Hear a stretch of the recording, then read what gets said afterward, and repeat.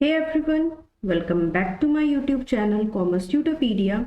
In this video, we are going to cover some important topics from human resource management which will be helpful in your exam of NET JRF Set 2023. So the topic for today's video is job analysis, which consists of 4 important topics that are repeatedly asked in our exams. If you find this video helpful, then do like, share and subscribe Commerce Tutorpedia. Now let us start. First, let us discuss about what is job analysis. I'll try to be concise so that this video won't be much long. Okay. So let us start with job analysis. So what is the meaning and definition of job analysis? All right.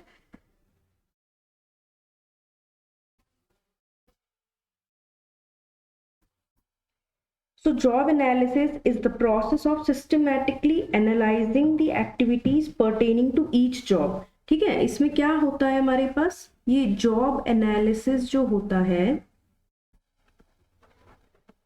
ये एक तरीके का process है. ये क्या है, एक process है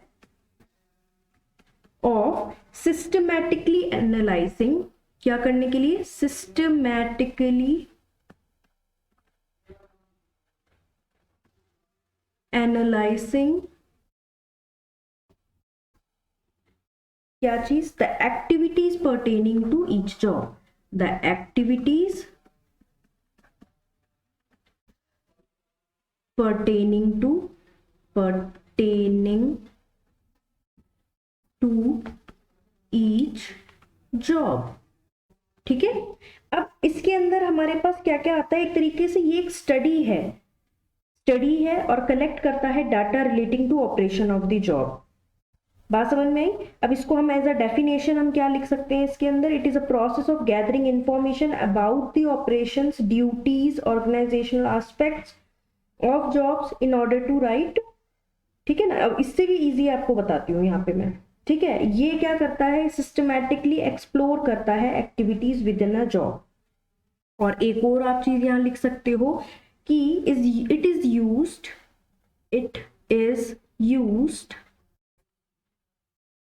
to define the duties, responsibilities and accountabilities for the job. Accountability for the job. ठीक है, तो इसके अंदर ये चीज इंपॉर्टेंट है. अब कैरेक्टरिस्टिक्स के अंदर देख लेते हैं. कैरेक्टरिस्टिक्स में हम इसमें क्या क्या लिख सकते हैं वो भी देख लेते हैं. So in the characteristics of job analysis, सबसे पहले तो यही इंपॉर्टेंट है हमारे पास. तो जॉब एनालिसिस की क्या क्या कैरेक्टरिस्टिक्स है हमारे पास. सबसे पहला है हमारे पास कि ये एक फॉर्मल एंड डिटेल्ड, एक मिनट, ये एक फॉर्मल एंड डिटेल्ड एनालिसिस है. किसका, ये डिटेल्ड एनालिसिस है, डिटेल स्टडी है ऑफ जॉब. ठीक है. और क्या बोल सकते हैं इसके अंदर, ये एक डायनामिक है. Jobs are dynamic not static. तो ये एक इंपॉर्टेंट हो जाता है, may become absolute within short period of time. आपको कंटिन्यू करना पड़ता है, ये कंटिन्यू प्रोसेस है क्योंकि भाई जॉब्स और डायनामिक्स तो चेंज होते रहते हैं. So it is a continuous process. It is a part of overall work planning called the work design. ठीक है. तो एक और चीज यहाँ पे कि जो हमारे पास जॉब एनालिसिस है ये पोस्ट फैक्टो होता है. Job analysis is post facto, मतलब it is conducted post facto. अब जो ये पढ़ चुका है केवल रिवीजन है.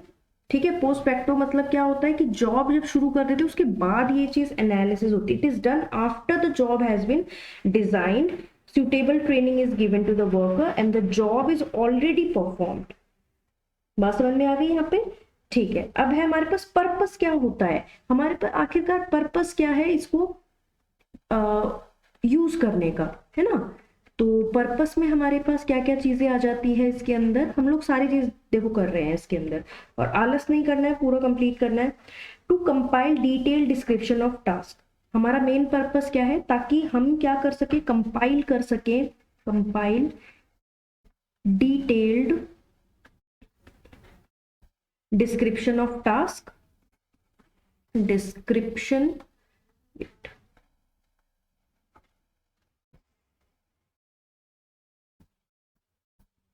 Description of task. ठीक है, दूसरा क्या हो सकता है, यहाँ पे आप यहाँ पे डिटरमाइन करना चाह रहे हो relationship of the job to technology and to other jobs also.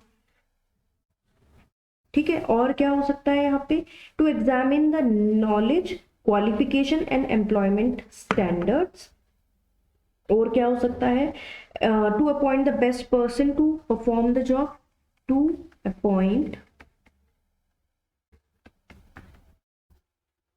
Best person.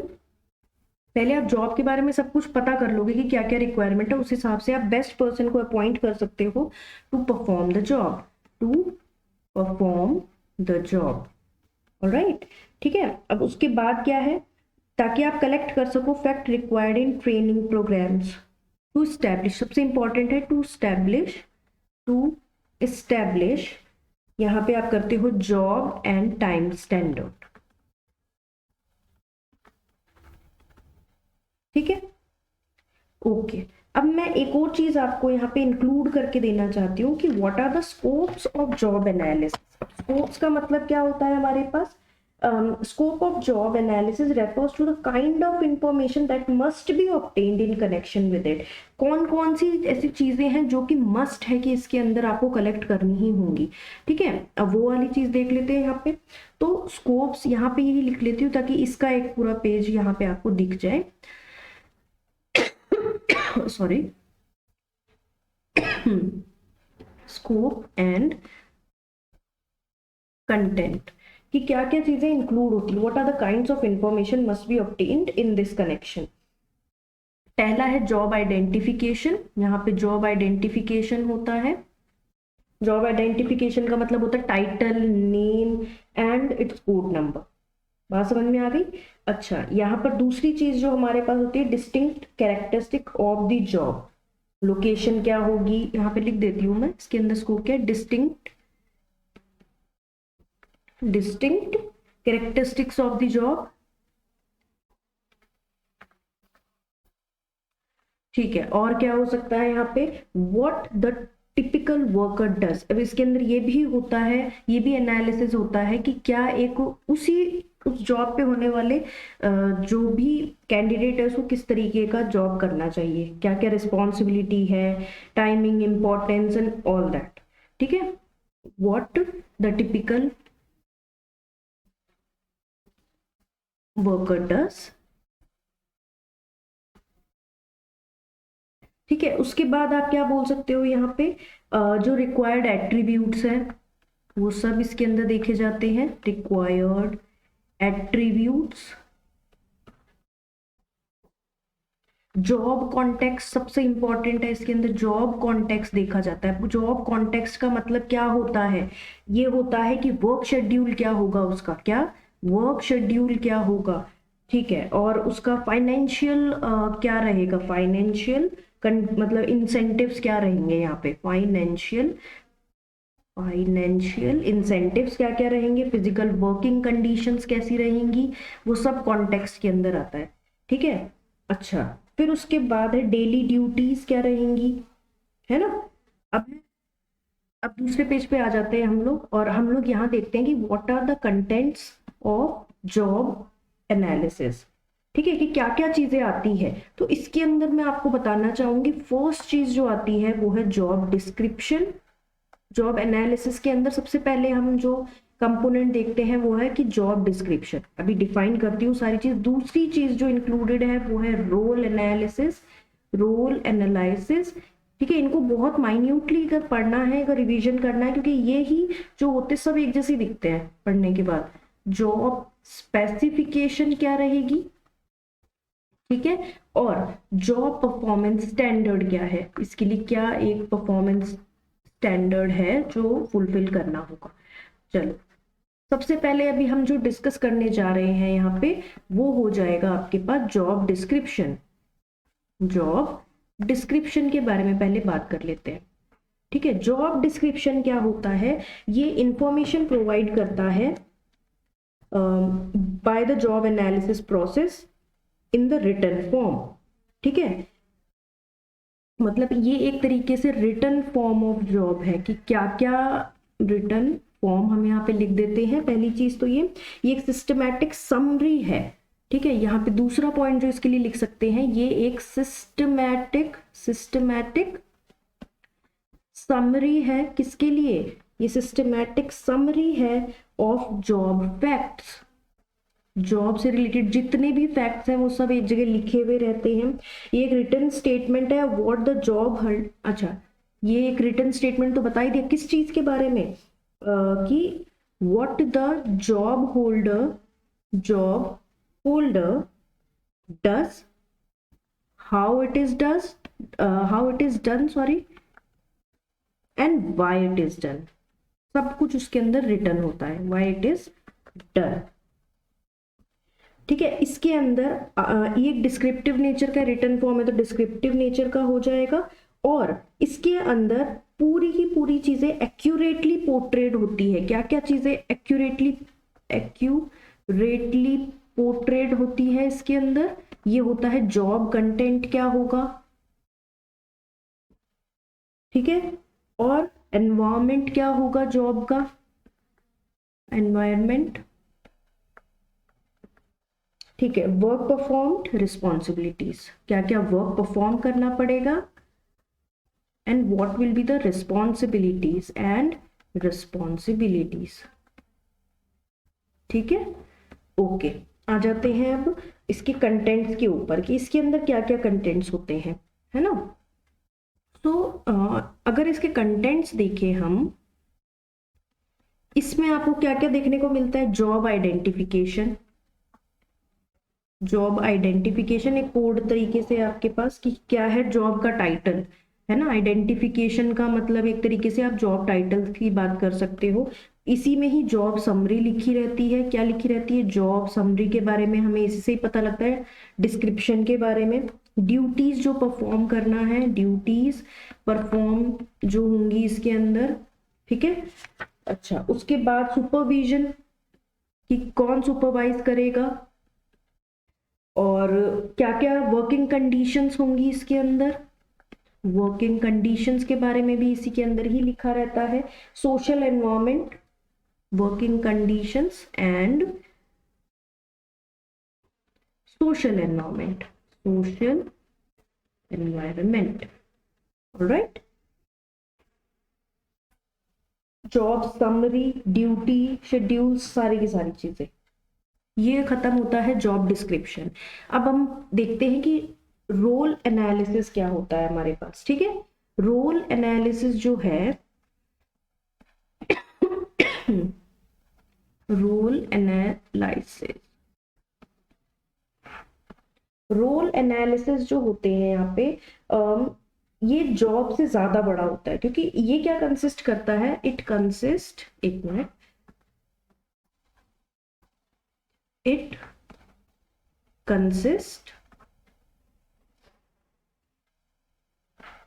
the total pattern of expected behavior, the total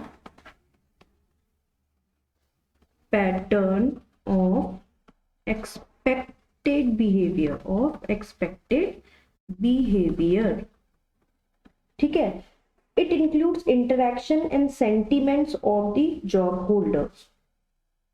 बात समझ में आ गई। तो सेवरल सिचुएशन जो होता है वो मतलब सिचुएशन के अंदर कैसा बिहेवियर एक्सपेक्टेड है इसके अंदर। ठीक है, कॉन्फ्लिक्ट सिचुएशन जैसे हो जाए, या फिर मैनेजमेंट की फिलॉसफी, मतलब जो भी उसका जो जॉब है उसके अंदर किस तरीके से एक्सपेक्टेड बिहेवियर देखा जाता है। ठीक है, ये सब कुछ इसके अंदर इंक्लूड होता है। मतलब एक तरीके से ये रियलिस्टिक पिक्चर देता है of the requirement of a job. ठीक है, इसके अंदर इतना ही है हमारे पास। ठीक है, इसी के आगे मैं शुरू कर देती हूँ रोल जो सबसे इंपॉर्टेंट है जॉब स्पेसिफिकेशन के बारे में। तो जॉब स्पेसिफिकेशन देखो मैं एक साथ इसलिए लिख रही हूँ कि यहाँ पे ही आपको थोड़ा सा कंफ्यूजन हो सकता है। देखो एक मिनट, जॉब स्पेसिफिकेशन के बारे में देख लेते हैं। तो जॉब स्पेसिफिकेशन क्या बताता है आपको, ये एक स्टेटमेंट है विच आंसर द क्वेश्चन, ये मैं लिख देती हूँ यहाँ पे। ठीक है, ये एक स्टेटमेंट है जो कि आंसर करता है एक क्वेश्चन को। कौन सा question? What human qualities and traits are necessary, ठीक है, to do the job well, to do the job well. ये क्वेश्चन का आंसर जॉब स्पेसिफिकेशन के अंदर हमें मिलता है। ये एक रिटन रिकॉर्ड है। ये भी क्या है? एक रिटन रिकॉर्ड है।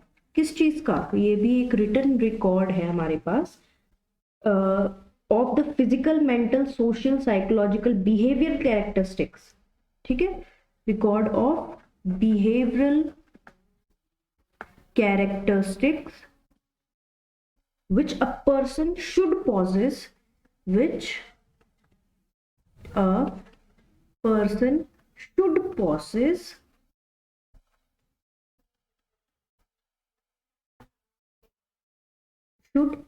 in order to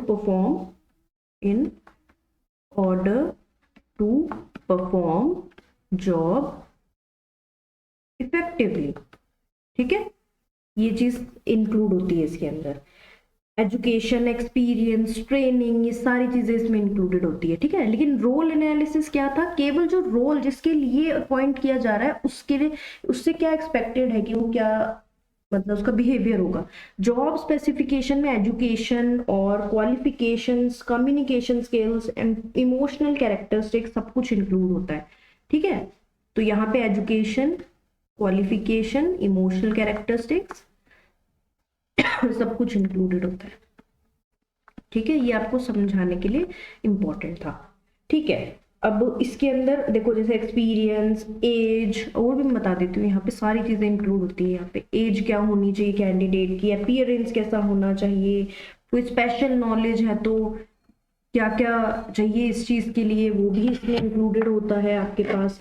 ठीक है, आगे आ जाते हैं आपके पास एक लास्ट इसके ऊपर, इसका फोर्थ जो यहाँ पे था हमारे पास टॉपिक, जो कि था जॉब परफॉर्मेंस स्टैंडर्ड। ठीक है, जॉब परफॉर्मेंस स्टैंडर्ड्स। इसके अंदर हमें क्या क्या पढ़ना है देख लेते हैं।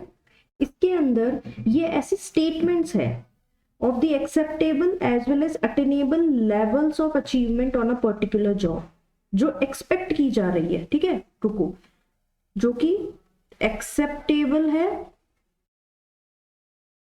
Acceptable as well as attainable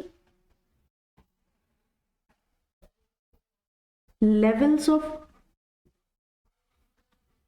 achievements on a particular job, on a particular job। ठीक है, they are expressed in quantity or quality of performance। अब दे अच्छा, इसके अंदर इंडिकेट द जॉब डिस्क्रिप्शन, मतलब एक्सपेक्टेशन जो भी थी ना जॉब डिस्क्रिप्शन की, वो सब इसके अंदर हो जाती है। अब ये क्यों दिया जाता है? इसका पर्पस क्या है? Purpose of job performance standard क्यों सेट किए जाते हैं? ताकि ये एक feeling of accomplishment they, satisfaction, जब स्टैंडर्ड्स आर मेट। ठीक है, दूसरी चीज आप इसके अंदर देखो, इसके अंदर आप फीलिंग ऑफ अकम्प्लिशमेंट लिख सकते हो कि फीलिंग ऑफ अकम्प्लिशमेंट के लिए, कि जब ये आपका आप इसको कर लोगे अचीव तो आपको सेटिस्फेक्शन होगा। It makes employees understand what is expected to them. बात समझ में आ गई? It makes employees understand what is expected from them.